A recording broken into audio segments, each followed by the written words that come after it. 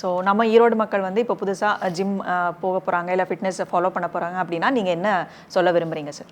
ஒன்றும் இல்லைங்க மேடம். இது ஆக்சுவலாக என்னென்னா, அந்த மாதிரி போக போகிறேன்னா ஒன்று வந்துட்டு இன்றைக்கி இருக்கிற சமுதாயத்தில் யங்ஸ்டர்ஸ்லாம் வந்து ஐயா சொன்ன மாதிரி வந்துட்டு ரொம்ப இந்த போதை பழக்க வழக்கங்களுக்கெல்லாம் ரொம்பவுமே வந்துட்டு அந்த கலாச்சாரம் வந்துட்டு இருக்குது. ஸோ இதில் போனாங்கன்னா வந்துட்டு நம்ம ஜிம்முக்கு போனால் நம்ம கண்டிப்பாக வந்துட்டு ஒரு ஃபோக்கஸ்டாக பாசிட்டிவ் வைப்பாக இருக்கலாம் எப்போவுமே. இப்போ வந்துட்டு என்றைக்குமே வந்துட்டு இன்றைக்கி ஒரு கஷ்டம் நம்மளால் முடியாதுங்கிறத யோசிக்காமல் நம்ம வந்துட்டு இந்த ஃபிட்னஸ் ஃபீல்டுக்குள்ளே இருந்தோம்னா எதையுமே சாதிக்க முடியுங்கிற ஒரு தன்னம்பிக்கையோடு வரலாம். இதுதான் வந்துட்டு இந்த ஃபிட்னஸோட ஒரு தாரக மந்திரம். ஃபிட்னஸ்ன்ட்டு இல்லை, எந்த ஒரு ஓவரால் ஸ்போர்ட்ஸில் இருந்தாலுமே நம்மளால் முடியுங்கிற ஒரு தன்னம்பிக்கை வந்துட்டு என்றைக்குமே இருக்கும். குறிப்பாக பெண்களுக்கு வந்துட்டு அந்த இது வந்துட்டு ரொம்பவுமே சிறப்பாக இருக்குங்க. நான் ஆரம்பத்திலே சொன்ன மாதிரி இந்த பாடி பில்டிங்கிறது காஸ்ட்லி கேம் தான். ஆனால் ஈரோடு மக்களுக்கு என்னால் முடிஞ்சது பெரியார் நகரில் 80 ஃபீட் ரோட்டில் நாங்கள் ஒரு அகாடமி ஆரம்பிச்சிருக்கேங்க. என்னால் பாடி பில்டிங் பண்ணணும்னு ஆசைப்படுற ஸ்டூடெண்ட்ஸ் யாராக இருந்தாலுமே என்னை காண்டாக்ட் பண்ணுங்கள். நான் கண்டிப்பாக எந்த ஒரு ஃபீயும் இல்லாமல் ஃப்ரீயாக வந்துட்டு உங்களுக்கு நான் கிளாஸ் எடுத்து கொடுக்குறதுக்கு நான் வந்துட்டு ஆவலாக இருக்கேன். ஸோ இதில் மெயின் திங் வந்துட்டு என்னென்னா, ப்ராப்பராக கன்சிஸ்டன்சி வந்துட்டு ரொம்ப முக்கியம்,